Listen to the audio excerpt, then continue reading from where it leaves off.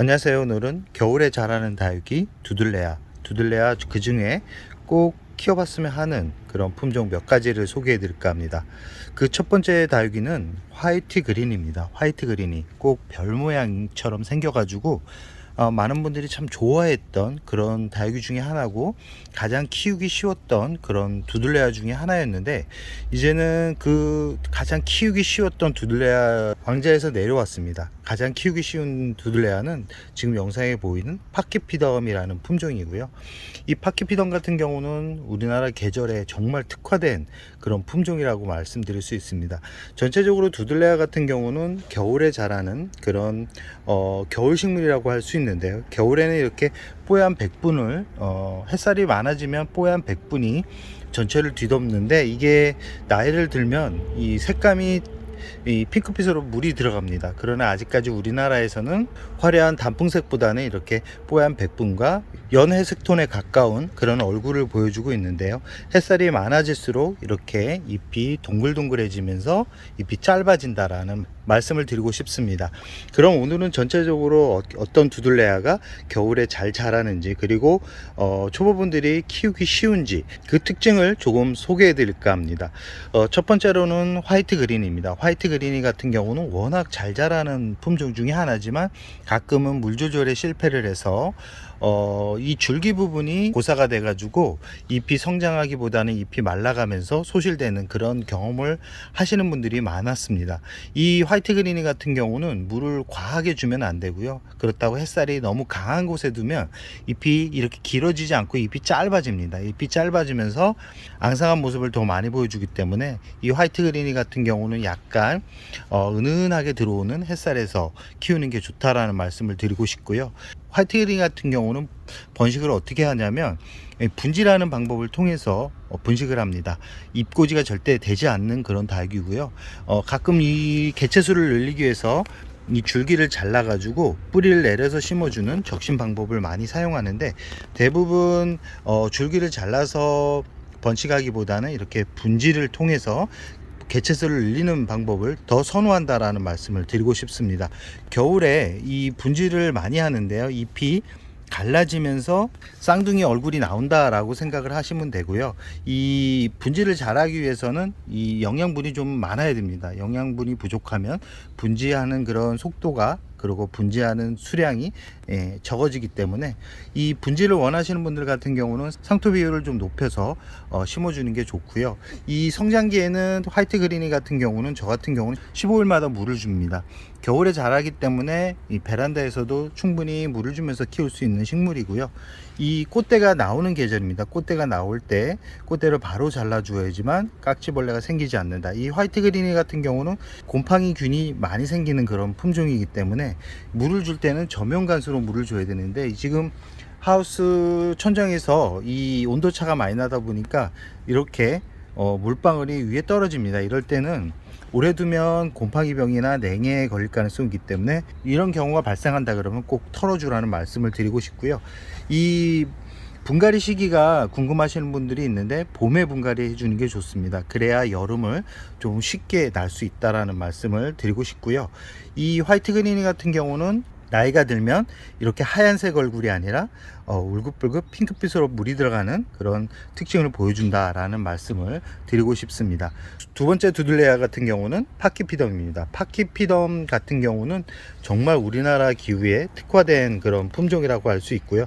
이 파키피덤 또한 두들레아 자체가 번식을 할 때 이런 분지라는 방법을 통해서 번식을 합니다. 그래서 이 파키피덤 같은 경우는 구입을 할 때 이 가격이 그렇게 또 착한 다육이는 아니고요. 가격대가 있긴 하지만 오랫동안 키울 수 있고, 이렇게 번식을 또 분지를 잘합니다. 파키피덤이.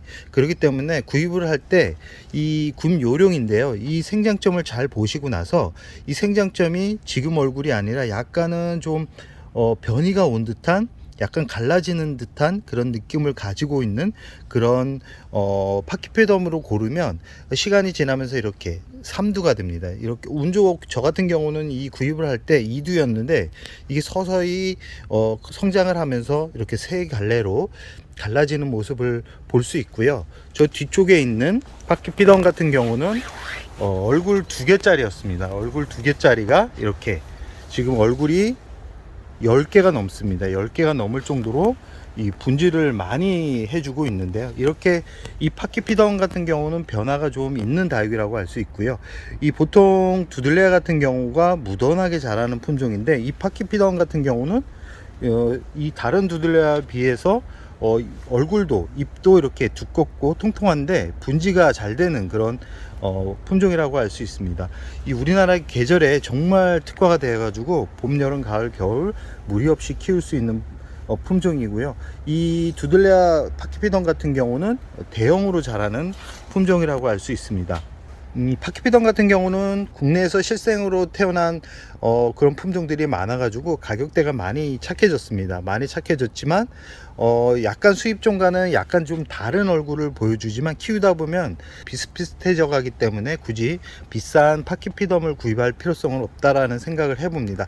지금 영상에 보이는 파키피덤 같은 경우는 예전에 수입으로 들어왔을 때 이 얼굴 하나가 15만원 정도 됐을 정도로 가격대가 아주 높았던 그런 품종이고요. 이 뒤쪽에 있는 파키 같은 경우는 얼굴 하나에 30만원까지 갔었던 그런 품종입니다. 그때는 얼굴이 하나였는데 지금 성장을 하면서 나이를 들어가면서 이렇게 얼굴이 분지되면서 이렇게 쌍두가 된 그런 모습을 보여주고 있습니다. 이 파키피덤은 화려하지는 않지만 키울수록 멋스러운 얼굴, 고급져 보이는 얼굴이 참 매력적이고요. 가장 매력적인 부분은 뭐냐면 정말 강한 생명력을 가지고 있다라는 겁니다. 이 서서히 우리나라 기후에 이 다육이들이 힘들어 하는데, 이 파키피덤 같은 경우는 생각외로 잘 버텨주는 그런 품종이라고 할 수 있고요. 이 100년을 산다고 합니다. 자생지에서는 100년을 살 정도로 아주 강한 생명력을 가지고 있지만, 저 같은 경우는 지금 이 파키가 거의 한 5년 정도 되어 가고 있으니까 저도 한 20년 후에 제가 한 60이 넘어가는 그 시기에는 어떤 모습으로 변해갈지 참 궁금해지는 다육이고요. 그때까지 키울 수 있다라는 그런 매력을 가지고 있는, 그 정도로 생명력이 강한 품종이기 때문에 많은 분들한테 소개해드리고 싶은 그런 품종입니다. 이 파키피덤 같은 경우는 분갈이를 1년마다 해줘도 몸살을 그렇게 하지 않는 다육이지만 분지와 성장과 그리고 여름을 무사하게 건강하게 보내기 위해서는 봄에 분갈이를 해주는 게 좋다라는 말씀을 드리고 싶고요. 이 파키피덤 또한 분갈이를 할 때 상토 비율을 높이면 굳이 영양제는 필요 없지만 칼슘제 정도는 한번 쳐주는 게 좋다라는 말씀을 드리고 싶습니다.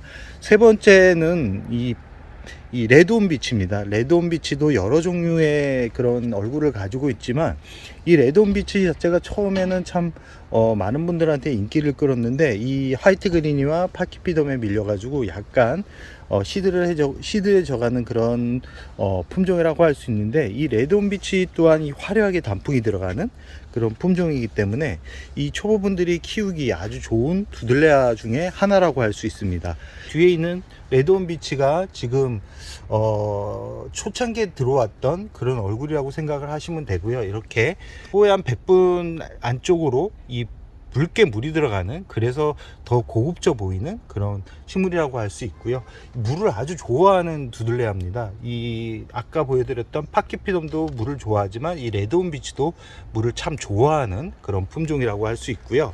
앞에 있는 초상 또한 이 두들레아 중에서도 키우기가 아주 수월한 그런 품종이라고 할 수 있고, 레드온 비치처럼 단풍이 들어가는 그런 품종이라고 할 수 있고요. 성장이 워낙 빠르고 분지가 아주 빠른, 분지를 아주 잘하는 그런 품종이라고 할 수 있습니다.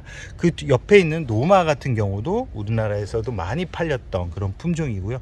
이 봄, 여름, 가을, 겨울 참 무던하게 성장을 할 수 있는 그런 품종입니다.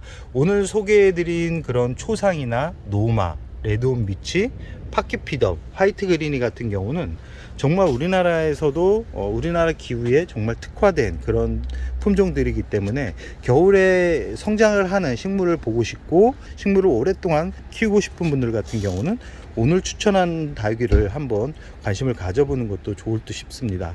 참 두들레아 겨울에 물 주는 양에 대해서 궁금해 하시는 분들이 있어가지고 오늘 끝에 물은 어느 정도 줘야 되는지 영상으로 남겨보도록 하겠습니다. 저 같은 경우는 물을, 두들레아 같은 경우는 일조량이 많았을 때는 이렇게 물을 많이 줍니다. 물이 화분 물구멍으로 흘러나올 정도로 물을 주고요. 물을 줄 때는 위쪽에 물을 주는 게 아니라 이 아래쪽으로 해가지고 물을 줍니다. 이 주전자 하나로, 이 지금 보시면 아시겠지만 주전자 작은 물조리개 한 지금 70% 정도를 줬다라고 생각을 하시면 되고요. 이렇게 화분 물구멍으로 물이 흘러나올 정도로 물을 줍니다. 두들레아 같은 경우는 이 배습이 좋은 재료를 사용하기 때문에 물 빠짐이 이렇게 빠르다라는 말씀을 드리고 싶고요. 저 같은 경우는 마사와 S라이트 비율을 많이 높입니다. 상토를 그렇게 많이 넣지 않기 때문에 이 두들레아가 성장은 좀 느리지만 이렇게 단풍 옷으로 갈아입는데 시간을 좀 단축한다 라는 말씀을 드리고 싶습니다. 물을 줄 때는 꼭 줄기 주변으로 주시고요. 이 위쪽으로 물을 주지 않는 게 좋다라는 말씀을 드리면서 오늘의 영상을 진짜 마무리하도록 하겠습니다.